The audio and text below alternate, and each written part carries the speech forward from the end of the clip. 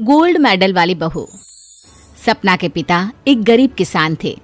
माँ पिता खेत में काम करते तो पीछे से सपना गांव के बच्चों के साथ हॉकी खेलती। एक दिन शाम को, सारा दिन खेलती रहती है, ये नहीं कि छोटे भाई को संभाले। माँ पता है, मैंने आज हॉकी में पास के गांव के लड़कों की टीम को हरा दिया। अरे वाह वाह मेरी बेटी, शाबाश, ये ले रुपया, जा जाकर टॉफी खा ले। सपना खुशी से पिता के गले लग जाती है और बाहर चली जाती है। अरे तुम इसको बिगाड़ रहे हो, मैं ना इसकी शादी ही करा दूंगी। ऐसा कैसे शादी करा देगी? हाँ, अभी तो उम्र खेलने की है। माँ बड़बड़ करती वहां से निकल जाती है। लेकिन शाम को उन लोगों के घर कुछ लोग आते हैं। अरे राम सुखिया, जरा ये तो बतलाओ, सपना के बारे में क्या सोचा है? अरे क्या सोचना है मास्टर जी, पढ़ रही है, जितना पढ़ सकती है पढ़े, फिर शादी करवा देंगे, कोई अच्छा सा गांव का ही लड़का देख लेंगे। अरे तुम तो उसके पिता हो, तुमको कुछ नहीं पता? माँ घबरा जाती है। अरे का मास्टर जी, का पता नहीं, का हो गया? हम तो इनसे पहले ही बोल रहे थे कि लड़की की जात है, संभाल लो। अरे भाभी जी, आप भी ना कभी अच्छा भी सोच लिया करो। अरे सपना क्या खेलती है हॉकी, बड़े से बड़े आदमी भी नहीं जीत पाते हैं उससे। कल गांव में एक टीम आ रही है, लड़कियों की हॉकी खेलने उसे भेज देना, वहां शायद कुछ बात बन जाए। अरे ना ना मास्टर जी, कोई खेल वेल नहीं करवाना हम लोगों को, वो भी शहर के लोगों के साथ तो बिल्कुल भी ना। शहर के लोगों को ना कोई भरोसा नहीं होता मास्टर जी। अरे कैसी बात कर रही हो सपना की माँ, बुरा आदमी तो हर जगह मिल जाएगा, उसके लिए शहर का और गांव का। हाँ हाँ मास्टर जी, हम लोग तैयार हैं, कल आ जाएगी सपना वक्त से। माँ के लाख मना करने पर भी पिता सपना को हॉकी टीम के लिए भेज देते हैं। शाम को सपना वापस आती है, लेकिन लटके मुंह से। और क्या हो गया, मार खाई हो का? कौन मारेगा हमें? कोई मार वार खाकर नहीं आए। अरे फिर शकल पर 12 क्यों बजे हैं, बताओगी? देखो माँ, आप समझोगी नहीं, बताकर फायदा क्या है? अरे बिटिया रानी, हम तो समझेंगे ना, हमें ही बता दे। सपना पापा के गले लग जाती है। पापा, मैं ना सिलेक्ट हो गई हूँ भारत की हॉकी टीम में खेलने के लिए। अरे वाह, ये तो बहुत ही खुशी की बात है मेरे बच्चे। फिर मेरी गुड़िया काहे परेशान है? पापा, मुझे दिल्ली जाना पड़ेगा आगे की प्रैक्टिस के लिए। माँ जो सारी बात सुन रही होती है, जोर से चिल्लाती है। एक पैसा नहीं है मेरे पास, समझी? कुछ नहीं दूंगी। शादी के लिए लड़का फाइनल भी कर दिया है, कल्ले का बेटा, वो शादी कर लेगा तुमसे। सपना पिता की ओर देखती है। अरे देख सपना, खेलने दिल्ली जाना है तो सिर्फ इसी शर्त पे कि आकर कल्ले से बेटे से चुपचाप शादी कर लेगी, बोल।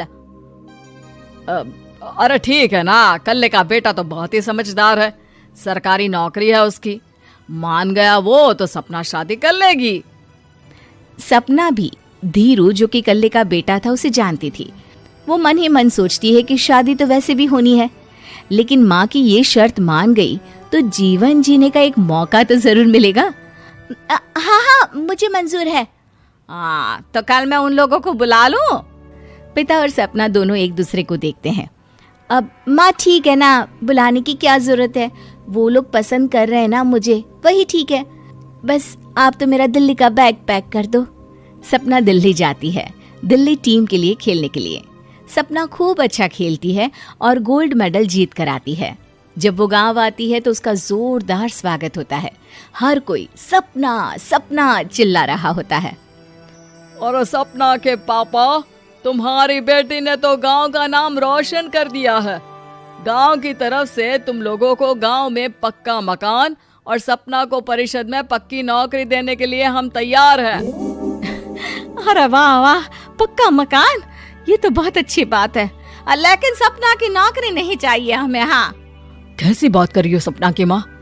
लड़की की नौकरी रहेगी तो अपने पैरों पर खड़ी रहेगी, किसी के आगे झुकने की जरूरत ना पड़ेगी। अरे चुप रहो, हम तो नौकरी ना करते हैं, पर मजाल है कि किसी के आगे झुके हो। ना ना, हमारी बेटी नौकरी नहीं करेगी। पिता लाख समझाते हैं लेकिन माँ नहीं मानती। और फिर वो दिन भी आ जाता है जब सपना को अपने कहे अनुसार लड़के से शादी भी करनी पड़ती है। ससुराल में। ए बहू, तू रोज रोज सुबह कहाँ जाती है? घर का सारा काम निपटा कर कहाँ भागती है? माँ का घर तो पास ही है, वहीं निकल जाती है क्या? नहीं माँ जी, मैं हॉकी खेलने जाती हूँ, मुझे खेलना पसंद है। खेलना पसंद है? अरे कैसी बात कर रही है बहू, शादी के बाद तो कोई लड़की खेलती फैलती नहीं है, वो घर का काम काज देखती है। सपना कुछ नहीं कहती। वो एक रोज कमरे में अपनी अलमारी ठीक कर रही होती है कि तब सुनो, वो जो लटक रहा है ना, क्या बोलते हैं उसे? मेडल। सपना पति की बात सुनकर खुश हो जाती है, उनके पास जाती है। मैं सोच ही रही थी कि तुमने कभी पूछा क्यों नहीं। ये मेडल है, मैंने जीता है, पता है, हॉकी में। बड़ा मैदान, बहुत से लोग, 2 टीम और फिर शुरू होता है जुनून। पता है, लगता है जैसे बस जिंदगी यही है, खेलते रहो, भागते रहो, दौड़ते रहो और लक्ष्य को पालो। सुनो ना, मैं ना भारतीय टीम के लिए खेलना चाहती हूँ। माँ, यहाँ तो आ जरा। सपना हैरान हो जाती है कि ये क्या हो गया, पति अचानक से माँ को क्यों बुला रहा है। हाँ बेटा, क्या हो गया? काहे गला फाड़ रहे हो? माँ, ये सपना क्या कह रही है? अरे बीवी तो बोलती ही रहती है बेटा, लेकिन क्या हो गया, चिल्ला क्यों रहे हो? ऐसा क्या बोल दिया इसने? माँ ये बोल रही है कि इसको खेलना है भारतीय टीम के लिए। सपना डर जाती है। नहीं माँ जी, मैंने कहा कि मैं चाहती हूँ कि वो मैं बोला था ना, शादी के बाद कोई खेलता नहीं, घर का काम काज देखता है, लेकिन फिर भी। नहीं माँ जी, ठीक है, मैं घर का काम देखूंगी, कल से मैं खेलने भी नहीं जाऊंगी, माफ कर दीजिए। सपना पति की तरफ देखती है जो माँ की तरफ देख रहा होता है। उसे गुस्सा तो आता है, लेकिन करती भी तो क्या, सास के सामने कैसे पति की क्लास लगाती। अरे बेटा, अब क्यों घूरे जा रहे हो बहू को?